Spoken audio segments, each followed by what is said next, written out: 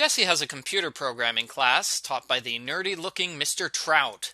Trout talks like this whenever he's nervous, which is all the time. He's terrified of 11-year-olds. I would be too. They can sense weakness. Argo Font Book Review. Argo Font Book Review. This book was written by Peter Larangis. The other kids in Jessi's class openly ignore Mr. Trout. They play tic-tac-toe and goof off in class. Everybody drops their books on the ground 10 minutes before class ends.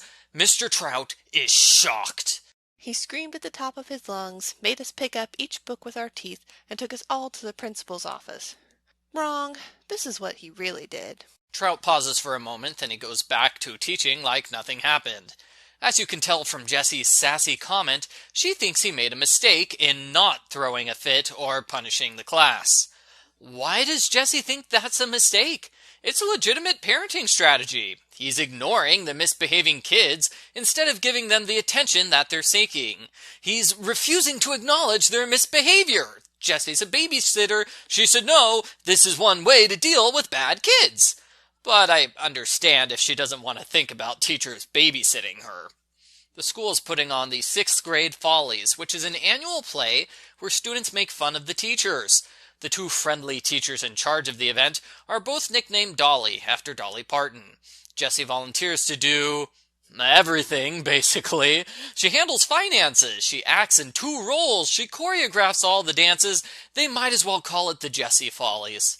Everyone fails a quiz in Mr. Trout's class. He accidentally gets his tie stuck in his desk drawer, and he loses a pencil. It's behind his ear the entire time. The kids steal his gradebook, and they shout, "Twout! Twout! Twout!" over and over again. It's so awful. Jessi figures Trout must be faking his incompetence as a joke. Jessi, most people don't think it's funny to be humiliated on a daily basis. There's a planning meeting at Jessi's house. One adult is nervous about leaving their child at Jessi's house until they come inside and meet Jessi's parents. Jessi wonders if this family is secretly racist, or if the dad just doesn't want his son alone in a girl's house without parental supervision.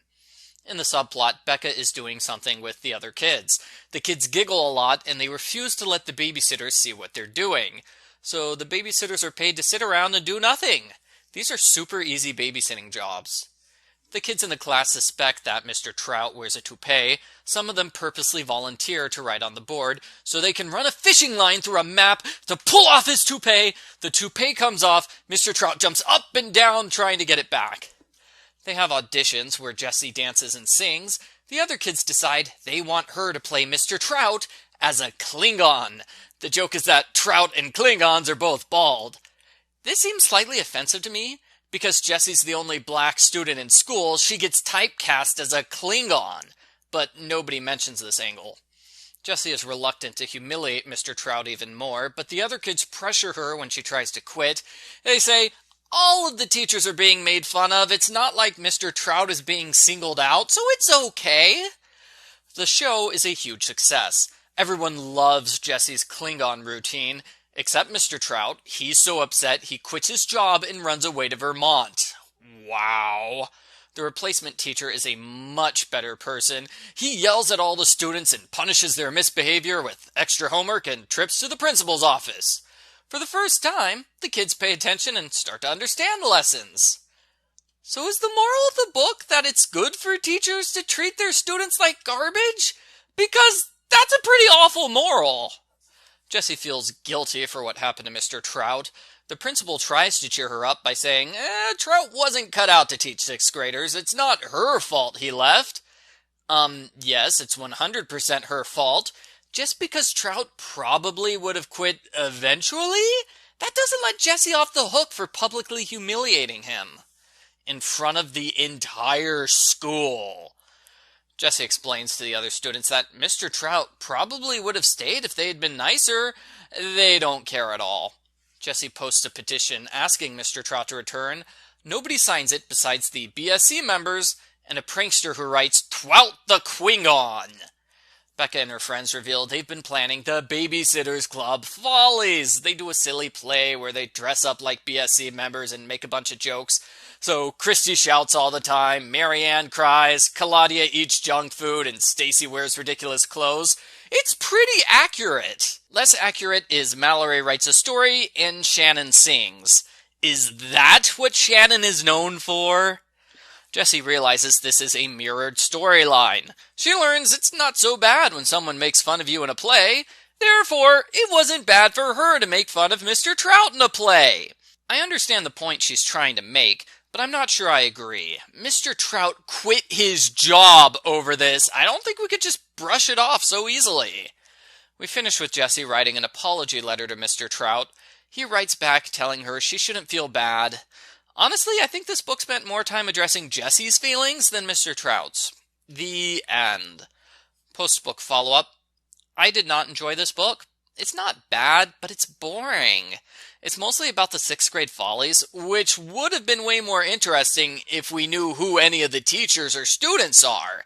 We don't. So it's a play that's making fun of strangers. It's not as effective as it could be. You could argue the book is repetitive because there are multiple chapters where kids prank Mr. Trout and multiple chapters where Jessi goes to rehearsal. The book is also slow. The book is named after a horrible prank, which doesn't occur until chapter 11. Since it takes Jessi 2 chapters to figure out what happened to Mr. Trout, and we need 1 chapter for the subplot, that only gives us about a chapter and a half to properly address the aftermath of the prank. It doesn't help that Jessi's the only one who cares about the prank. I think the timing of the book was poor, too. The previous book was also about the narrator doing something awful after succumbing to peer pressure. The 2 books are too similar to be put back to back. Overall, it was a slow, boring book. I had a hard time getting interested in it, and I really don't think I agree with the premise that teachers should yell at students to make them behave. I guess the book should get credit for teaching kids not to be awful to teachers, but I think most kids already knew that. I give Babysitters Club number 75, Jessi's horrible prank, a 1 out of 10.